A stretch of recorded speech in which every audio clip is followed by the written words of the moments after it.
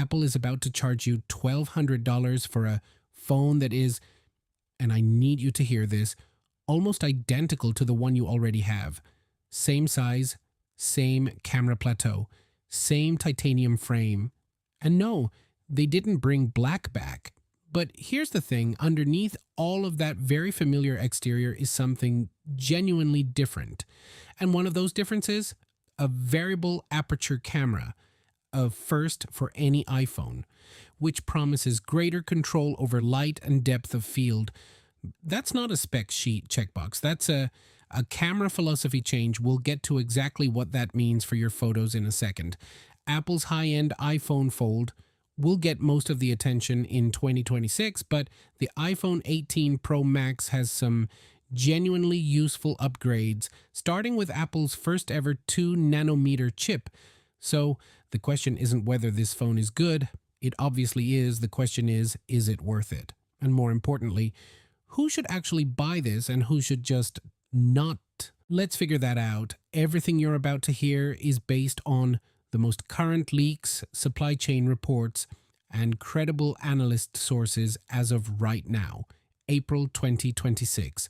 Apple hasn't officially announced anything yet. The iPhone 18 Pro, iPhone 18 Pro Max, and the iPhone Fold are all coming September 2026. So we're building the full picture from what's been confirmed by the people who are usually right. And there's one thing buried in the connectivity section of this phone that almost nobody is talking about. That's coming up. Okay, design first, because I know you're going to ask. The iPhone 18 Pro models are expected to feature the same general design as the iPhone 17 Pro models, a triple lens rear camera system with a large camera plateau, same 6.9-inch display on the Pro Max, same titanium, same general shape.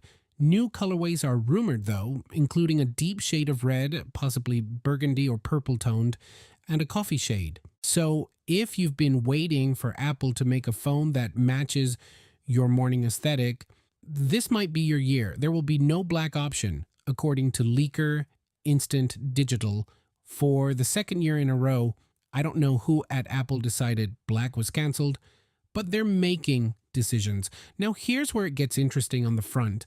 The dynamic island could shrink by up to 35% compared to previous models as some Face ID components move beneath the display, creating a cleaner, more modern front design and giving you more usable screen space, most likely outcome based on reliable leakers, a smaller dynamic island with some Face ID components under the glass, and a smaller pill cutout remaining in the central position. Not full under-display Face ID, not a punch hole in the corner, just cleaner, more screen, less notch, energy. Honestly, that's probably the right call for 2026. The full under-display stuff isn't ready yet, and Apple knows it. The iPhone 18 Pro and Pro Max are expected to feature Apple's C2 modem and a shift to a 2-nanometer manufacturing process for the A20 Pro chip.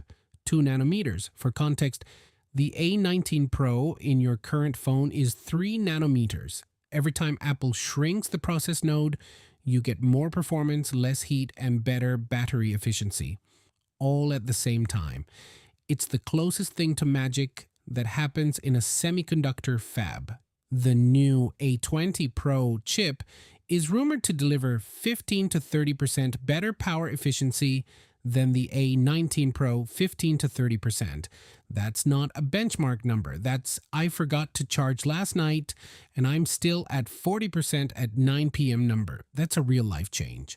Life. And here's the thing nobody's really talking about.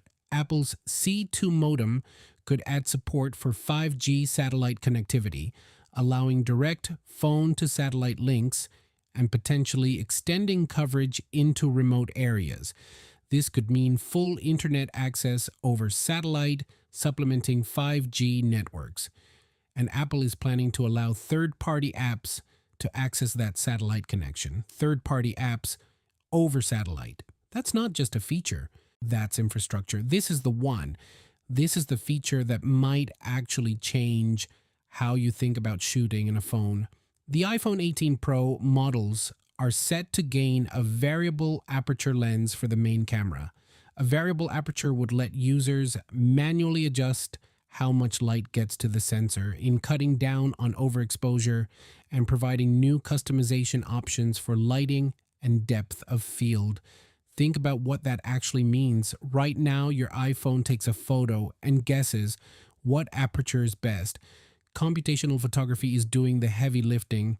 Variable aperture means you can now tell it what you want. Shallow depth of field for portraits, smaller aperture for architecture, real control, the kind that photographers have had on DSLRs for decades.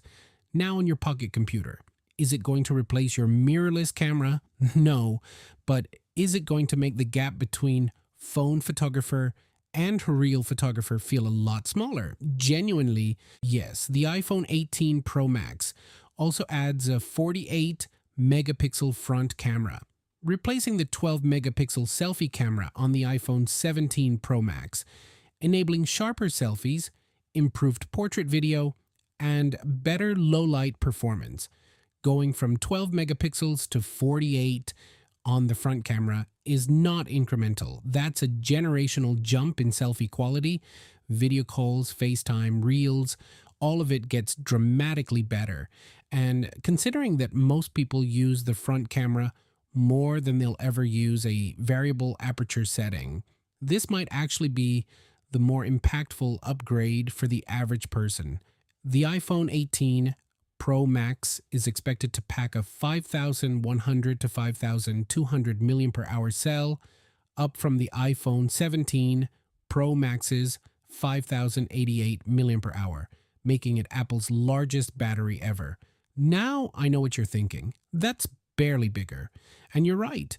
But here's where it gets interesting. When you combine that with the power savings from the 2 nanometer chip, it's expected that the Pro Max will run for up to 40 hours on a single charge. 40 hours. Mixed use. That's not screen on time while watching Netflix on airplane mode. That's a real-world 2-day phone for most people.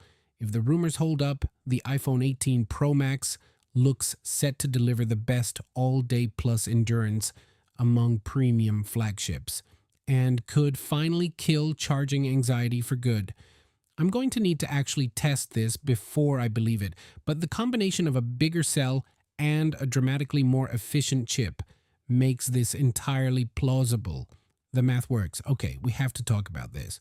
Apple's fall 2026 iPhone launch includes the 6.3-inch iPhone 18 Pro, the 6.9-inch iPhone 18 Pro Max, and a new foldable iPhone, approximately 5.5 inches closed and 7.8 inches open. The Fold is coming, and it could be priced upwards of $2,000. Here's the thing though. For years, the Pro Max has been the undisputed heavyweight champion of Apple's lineup in both features and price. While it may lose its most expensive crown to the folding model, the iPhone 18 Pro Max will easily remain the most advanced traditional smartphone on the market. The Fold is going to be fascinating, but it's also going to be a first-generation product, and first-gen Apple products are a journey. The iPhone 18 Pro Max is going to be a perfected version of a formula Apple has been engineering for years.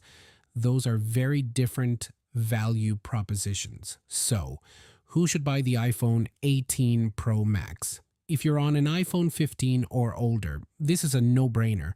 Those upgrading from older iPhones will likely notice bigger improvements in AI performance, display quality, and connectivity speeds. The variable aperture camera alone will feel like a completely different device. If you're on an iPhone 16 Pro Max, you'll notice the chip, the battery, and the front camera, but honestly, you can wait another year. If you're on the iPhone 17 Pro Max, the upgrade mainly brings faster processing, an upgraded 48 megapixel front camera, and slightly better efficiency. That's a real upgrade. Whether it's a $1,200 upgrade is a personal question only your bank account can answer. And if you're eyeing the Fold, wait. Let the first gen buyers be the beta testers. Come back in a year with the receipts. The iPhone 18 Pro Max isn't trying to reinvent anything. It's trying to be the best version of the thing Apple already built.